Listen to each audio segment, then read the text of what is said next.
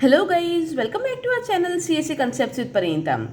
Guys, we are going to start this very important subject, that is data structures and algorithm. Fine. So guys, this is a very important subject either in terms of your academics. You might be studying this subject in your BTech, MTech, BCA, MCA and other courses also. And apart from the academics, data structures and algorithm is something that you all should know, whoever is working or wants to work in IT companies or software related industries, right?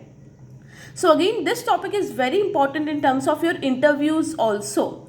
Fine. So what we are going to do is, initially we will learn about data structures. I will be telling you all the important concepts that you should know regarding data structures, and then we will go to the algorithms part. Fine.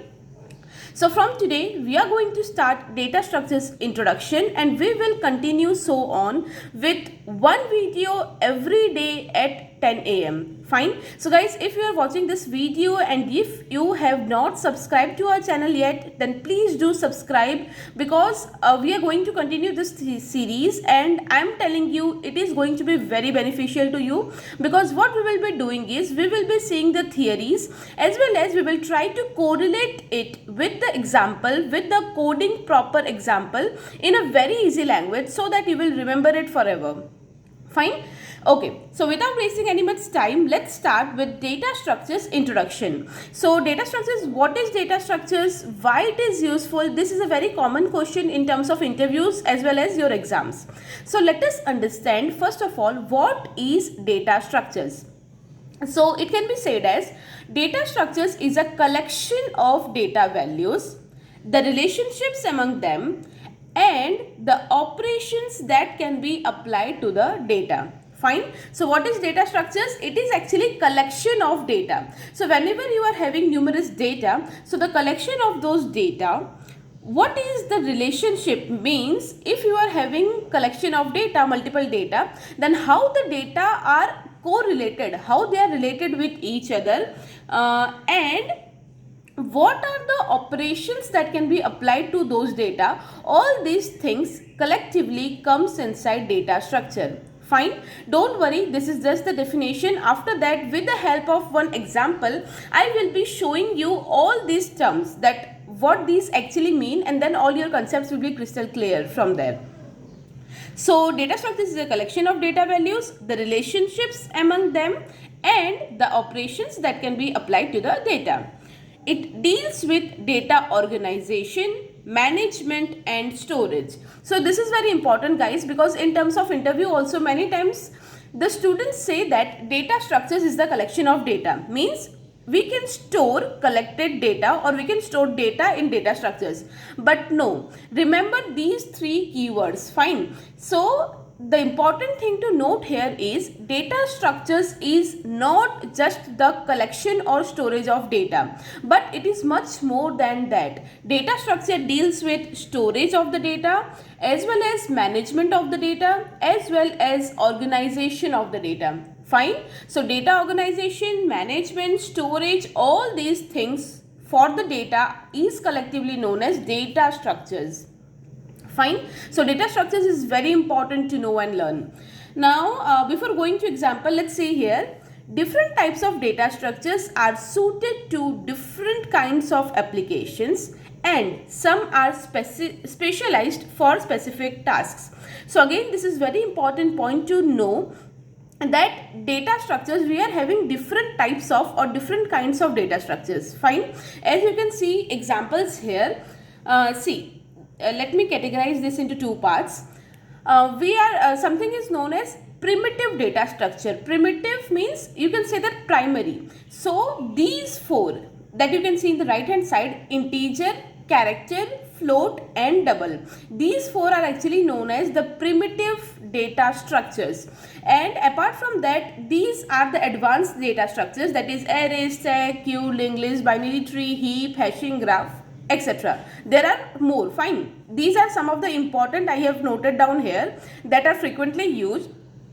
But apart from these, we are having some other data structures also.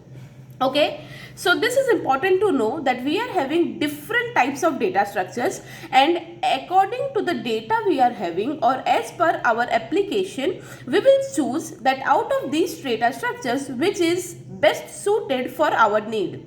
Okay, so as per that, in our code or whatever we are doing, we will choose the data structures wisely, because this is a very important step. Now, what are exactly these data structures? We will learn about each one of them in very detail in our next videos. Fine. So in this, I just wanted to list them down so that you will get one idea. Now, if I give you a clear classification, so these primitive data types, that is integer, character, float, double, these primitive data structures, they are mostly used to store a single value. Fine. Let's say if you are having one single integer value, you will use int. If you are having one character and you want to store that, you can use character. For one float value, what is float value?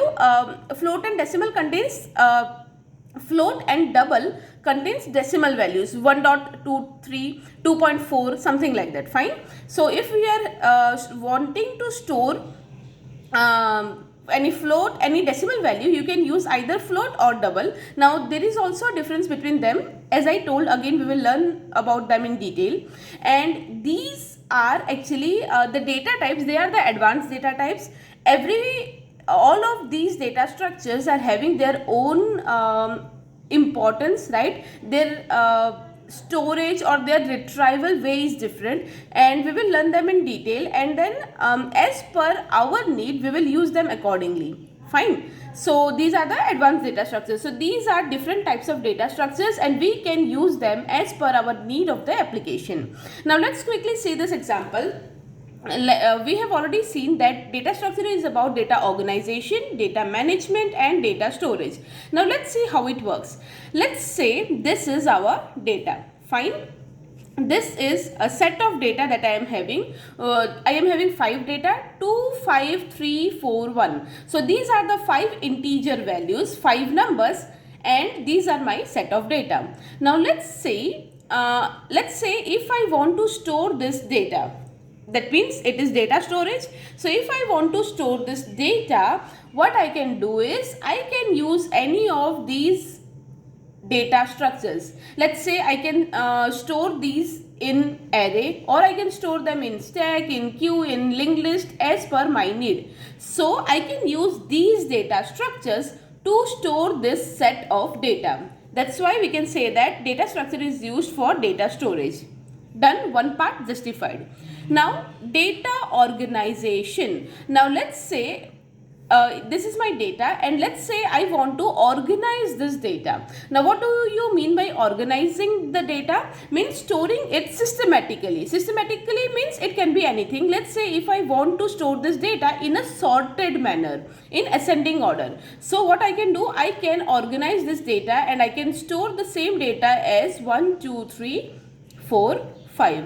So what we have done, we have stored the same data in an organized manner. Now again, storing the data in the organized manner, like in ascending order or descending order, we can do that using data structures and algorithms only. Fine. So again, in this way we can organize our data with the help of data structures. Now what do we mean by management? So we can manage our data easily. Managing means let's say from this data I want to retrieve only the data that is at 3rd place, or let's say I want to fetch the data that is at the 5th place, or let's say I want to delete the data that is at the 1st place. So deleting, fetching, removing, or let's say I want to add these 2 numbers and show here. I want to add these 3 numbers, 1 plus 2 plus 3, and I want to show here. I want to add 1 plus 2 plus 3 plus 4 and show here. If I want to do any such operations also, in such kind of operations can also be done with the help of data structures. Got it? So data structures is very powerful. So in this way we can say that management, we can manage the data as per our need using data structures.